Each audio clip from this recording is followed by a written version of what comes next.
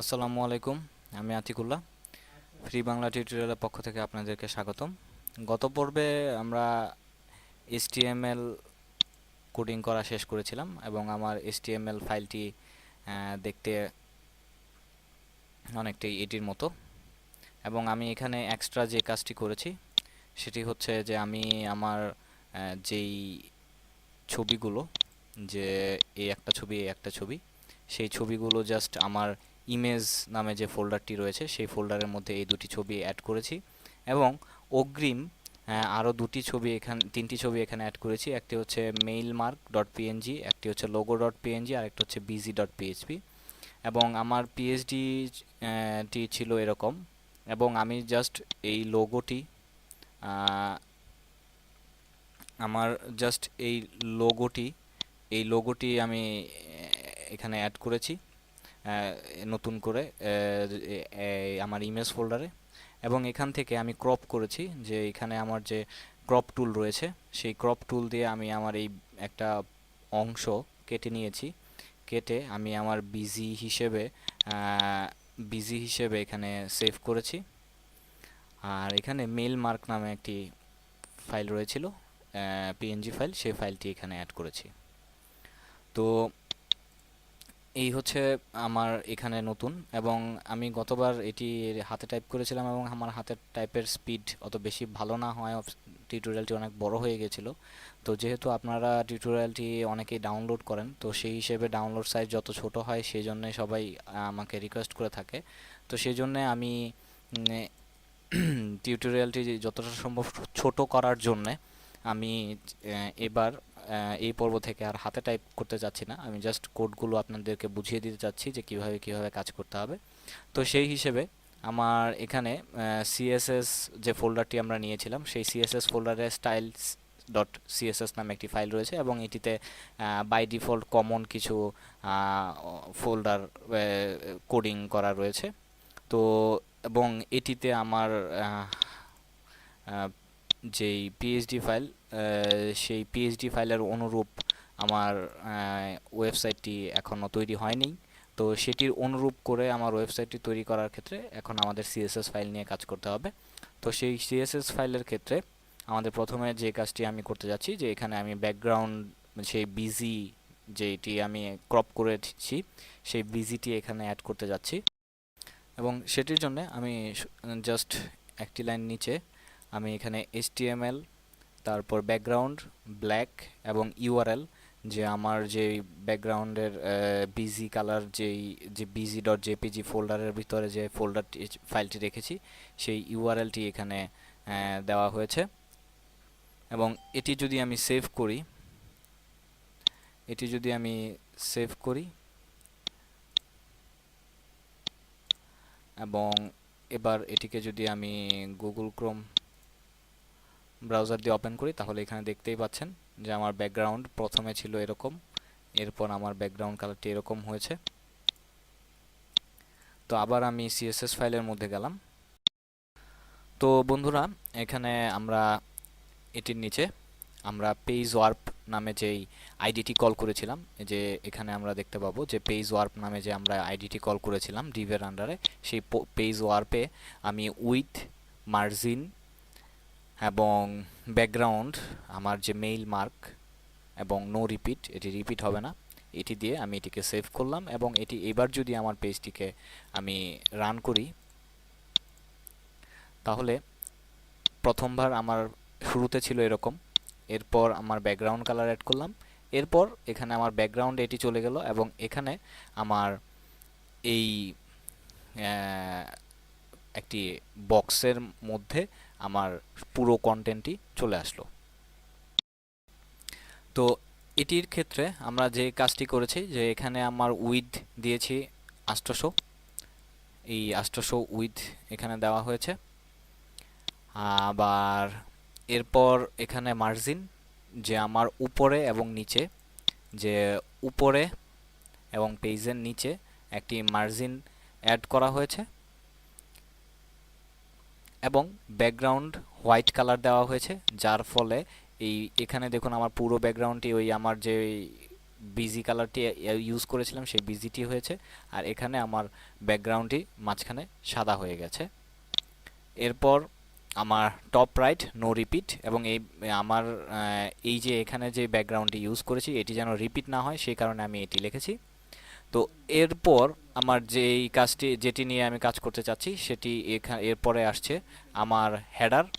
Header পোর্শনের মধ্যে আমি যে এখানে লিখছি যে হেডার পজিশন রিলেটিভ এবং প্যাডিং 000 এবং 280 এবং বর্ডার বটম 1 পিক্সেল সলিড।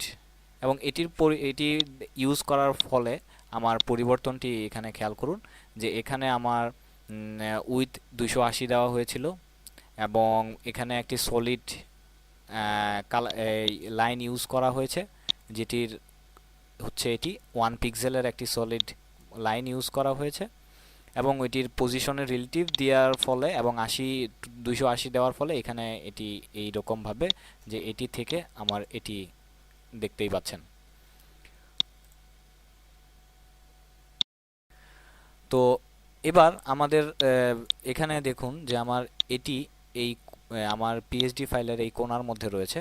তো সেই হিসেবে আমার এটির ক্ষেত্রে যে কাজটি করতে হবে, এখানে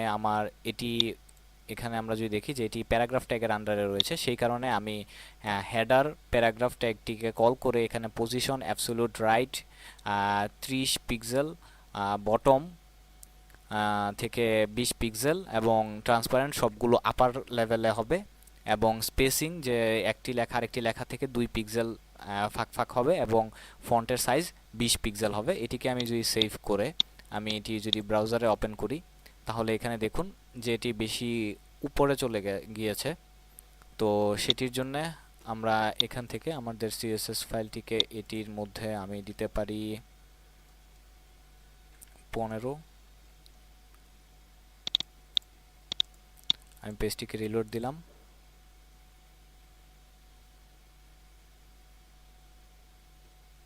ওকে, এরপর এখানে আমি H1 ট্যাগ আমার এখানে যেই উইগেট কোম্পানিটি রয়েছে এই কোম্পানিটির নামটি আমার H1 ট্যাগের মধ্যে ছিল। আমরা যদি এখানে দেখি যে আমার এই যে H1 ট্যাগের ভেতর, তো সেই হিসেবে আমি H1 ট্যাগে এখানে ফন্টের সাইজ 40 দিলাম এবং এখানে ফন্ট ফ্যামিলিটি সিলেক্ট করে দিলাম এবং সবগুলো আপার লেভেলের, যদিও এখানে আমরা লিখেছিলাম লয়ার লেভেলের কেসে, এখানে আপার কেস দিয়ে দিলাম। এবং এটির কালার, এবং এই কালারটি চুজ করার ক্ষেত্রে স্বভাবতই আমরা এটিকে জুম করে আমরা যদি পেন টুল দিয়ে এইখান থেকে কালারটি নেই তাহলে একদম আমার ফটোশপে যে কালারটি রয়েছে ঠিক অ্যাপ্রোপ্রিয়েট ওই কালারটি আমরা পাবো। তো এই ক্ষেত্রে আমি তাই করেছি। এরপর হচ্ছে টেক্সট শ্যাডো, এবং আমরা যদি আমার পিএসডি ফাইলটি দেখি তো এই পিএসডি ফাইলটিকে যদি আমরা জুম করি তাহলে এখানে দেখবেন যে এই উইগেট কথাটির নিচে একটি শ্যাডোর মতো রয়েছে।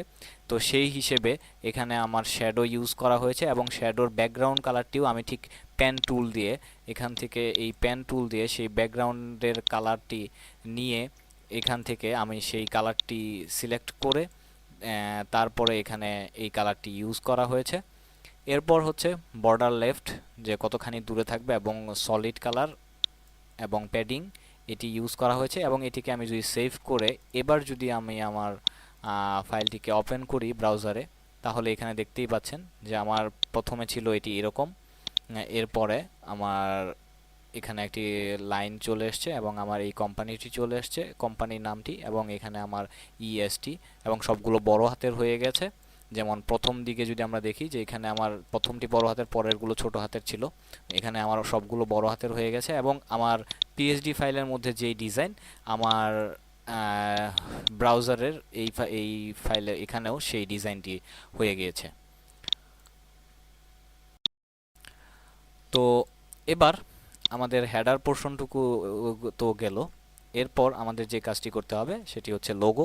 আমরা এখানে যদি দেখি যে আমরা এখানে লোগো নামে একটি আইডি ডিক্লেয়ার করেছিলাম। তো সেই আইডিটিকে এখন আমি কল করে লোগোর পজিশন অ্যাবসোলুট টপ, কারণ এখানে মাইনাস দেওয়ার পেছনে লেফট এবং টপে এবং 20 এখানে ফটোশপে যদি আমরা দেখি